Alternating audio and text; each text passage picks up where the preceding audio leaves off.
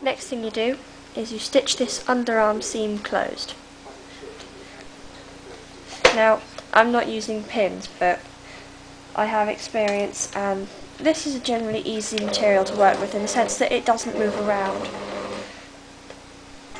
If you're new to sewing, then I suggest using pins. Never get overconfident. That's the sort of thing that will end up making you redo an entire costume.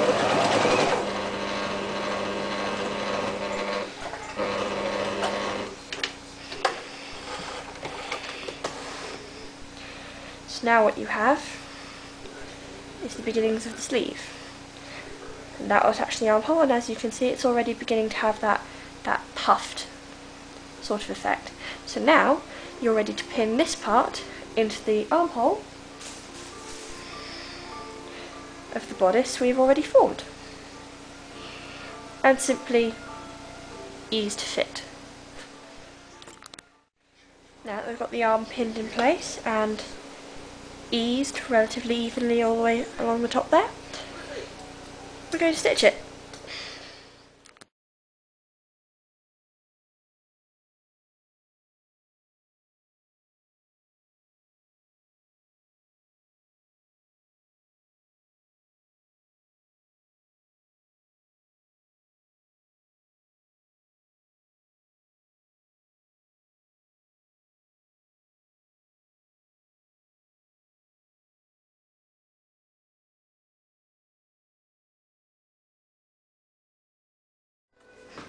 Right, now I'm going to show you how to make the rest of the Mikuru arm. Once again, we're going to need to do a gathering stitch, this time along the bottom of the armhole, not the part where the sleeve is going to attach to the bodice. So as before, we're going to do our 2 runs of stitching, slightly away from the edge. Remember, straight line. Take your time.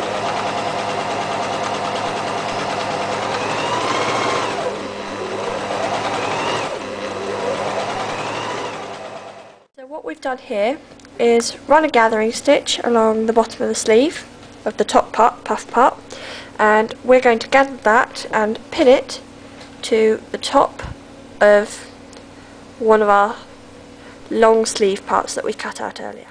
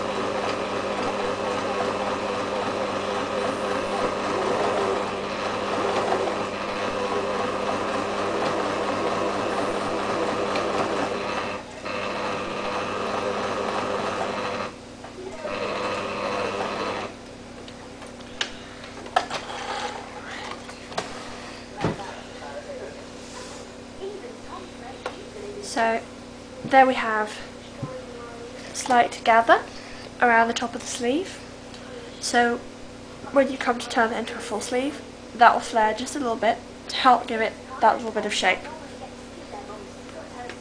Next thing we're going to do is we're going to move on to the cuff. But before we do that, what we have to do is lay it good side out, fold it over, and we're going to stitch all the way from the cuff line, which is here, right through where we've connected the 2 parts of the sleeve, right up to the top here. So you're just going to pin all that and then run it through the sewing machine, then we're going to do the cuff. So now that we've got both the arms attached to the bodice and the majority of the arm put on, what we've now got to consider is that ruffle cuff effect. Now, either you can start cutting it in panels and have it flare much like you would with a skirt, The Mikuru cuffs are basically made from a circle with a hole cut out in the middle, the hole being roughly just wider than the wrist. This will be attached to the sleeve like so, pinned and stitched. Now with the edge you might have to leave it raw or bind it with bias binding, but what we're going to do is use the overlocker. Now if you're not sure what an overlocker is, if you look inside real clothes along the seams and that funky looking stitch, that's what it means to be overlocked. It takes 4 needles, which is why it needs a special machine, but if you don't have one, don't worry about it, and if you've never used one before, try getting some help because they're a nightmare to thread and they cut. Okay, so things can go drastically wrong very easily. Now for the holes in the sleeves, you have a number of options. What we're going to do is simply cut the hole in and go around it with the overlocker. If you don't have an overlocker, you could probably go around it with bias binding, or in the worst case scenario, just omit it completely. What you don't want is to cut into something that will then fray and it will be very obvious.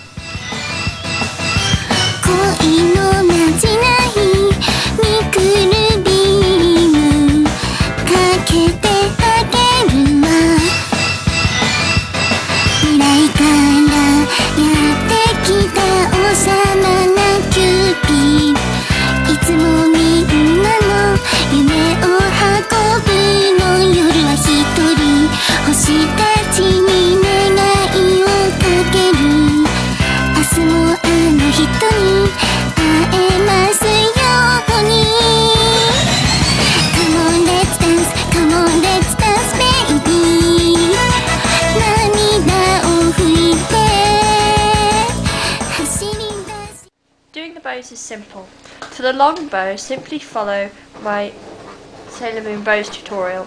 And what we've done here is we've got our tie around bit, and I put a popper in the back, and that's gone round the bow, the trails, and the waist sash, which is just a long rectangular piece of the same material you make the bow out of.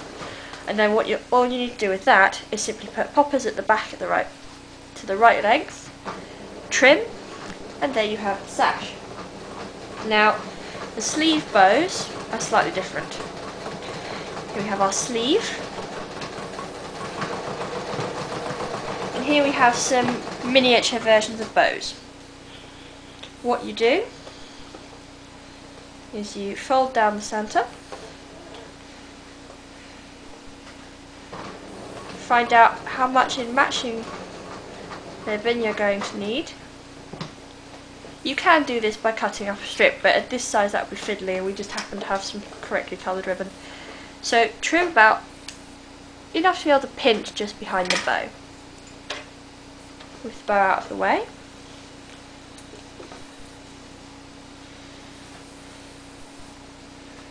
Cross over like so. And be sure to pin it down that way. You don't want your bow to be wonky.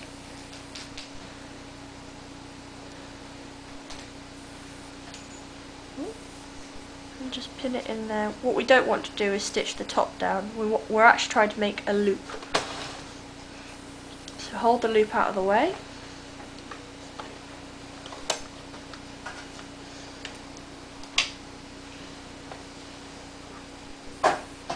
Now this can get fiddly.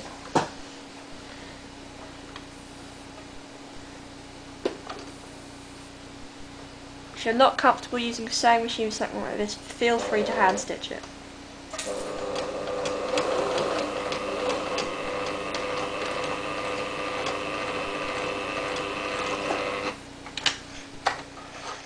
Snip. And simply take your bow, and what we're going to do is we're going to feed it through. Come on, let's dance, come on, let's dance, baby.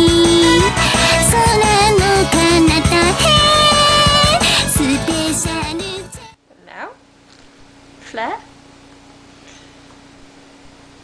and voila!